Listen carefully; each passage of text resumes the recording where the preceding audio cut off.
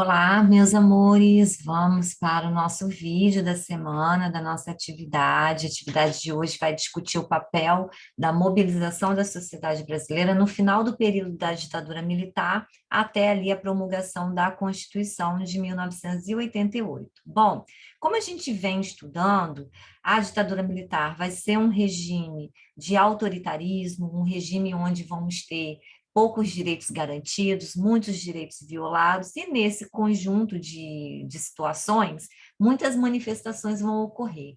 Na nossa última aula, falávamos sobre as manifestações da imprensa, que vivia na ilegalidade, algumas manifestações da UNE, que é a União Nacional dos Estudantes, algumas manifestações a partir das guerrilhas, da luta armada. Hoje vamos falar um pouquinho do momento em que a gente está entrando naquilo que os historiadores chamam de abertura, ou seja, o finalzinho ali da ditadura militar, onde estava já claro que o poder político passaria novamente para a mão dos civis. Então, a gente tem alguns dos presidentes desse período da ditadura militar que vão tentar fazer essa transição, tirar o poder dos militares e retornar o poder para os civis. Só que esse contexto, esse momento da história, ele não vai ser pacífico, não. A gente tem muitos movimentos da própria sociedade organizada, sociedade civil, buscando ali resistir à ditadura militar e reivindicar a reconstrução da democracia. Um desses eventos que a gente traz aqui para a nossa atividade é a Passeata dos 100 mil. A Passeada dos 100 mil vai ser um movimento de origem estudantil, são os universitários que vão fazer uma reivindicação por conta da merenda que era servida no restaurante universitário do Calabouço, no centro do Rio de Janeiro. E essa manifestação ela vai ser duramente reprimida pela polícia, né, em nome da ditadura militar. E um estudante vai ser assassinado, vai ser morto pela polícia, o Edson Luiz Lima Souto, um rapaz que tinha 18 anos. Então, depois disso, da morte do Edson Luiz, isso provocou uma onda muito grande de protestos, uma onda muito grande de reivindicações, e isso vai gerar a passeata dos 100 mil, onde os estudantes vão ali, né, são estudantes, políticos, artistas, trabalhadores que vão à rua protestar contra o regime militar. Então, esse é um evento marcante desse movimento de reivindicação. Depois da passeata dos 100 mil, outros movimentos começaram a pipocar em todo o Brasil. Em outubro de 1968, por exemplo, tivemos uma manifestação que foi, na verdade, um congresso organizado pela UNE, a União Nacional dos Estudantes, em Ibiúna, uma cidade que fica no interior de São Paulo. A polícia invadiu o lugar, né, prendeu cerca de 700 estudantes. Então, todos esses movimentos eram reprimidos com muita força e violência pela polícia.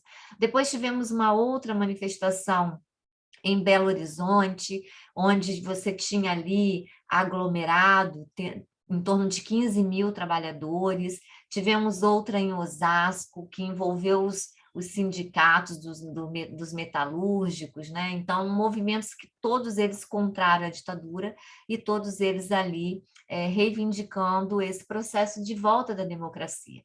Vamos lembrar que nos anos de chumbo da ditadura militar, aqueles anos mais rígidos, o AI-5 foi promulgado, um ato constitucional que previa fechamento do Congresso Nacional. Então, o presidente podia fechar o Congresso, ele podia fazer leis e ordenar a intervenção nos estados e nos municípios, caçar políticos eleitos pelo povo, demitir, transferir, aposentar funcionários públicos, decretar estado de sítio, suspender o direito do habeas corpus, enfim, dava poderes de autoritarismo ao governo.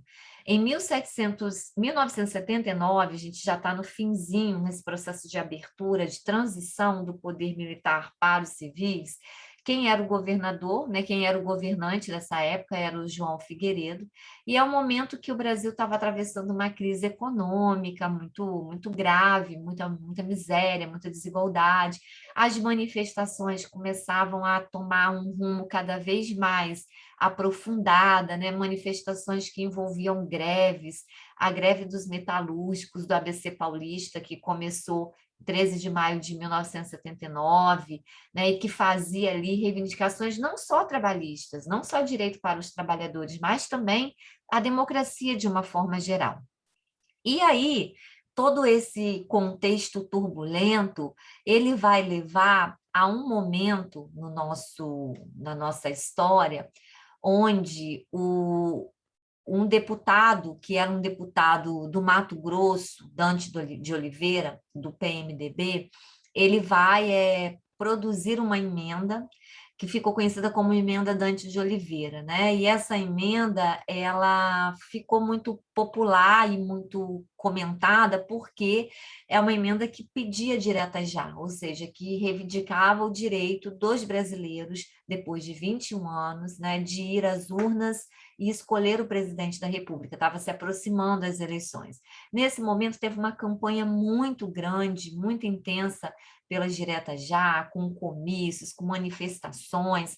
A emenda, ela sofreu um boicote, ela não foi aprovada, então o primeiro presidente da República, depois da independência, depois da ditadura militar, ele não foi eleito pelo povo, ele foi ali eleito pelo colégio eleitoral, foi o Tancredo Neves, que tinha o Sarney como vice, mas o Tancredo morre e o Sarney que vai, na verdade, assumir. Então, o movimento das diretas já foi um movimento também que marcou muito esse momento, esse contexto aí de reivindicações.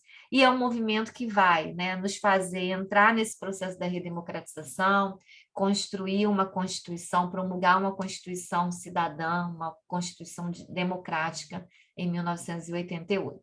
Depois dessa discussão toda, a gente tem umas atividades para vocês responderem. Na verdade, são 4 questões, né? São 3 questões objetivas, uma sobre o movimento dos 100 mil, a passeata dos 100 mil.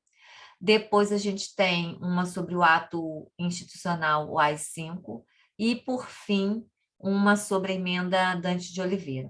Todas essas são objetivas, vocês vão escolher uma resposta. E a questão número 4, onde eu peço para vocês explicarem o que significou o movimento das diretas já, explicarem com as palavras de vocês. Tá bom, meus amores? A gente se encontra, então, na semana que vem, para discutir essa atividade e para tirar as dúvidas. Beijo para todos e até lá.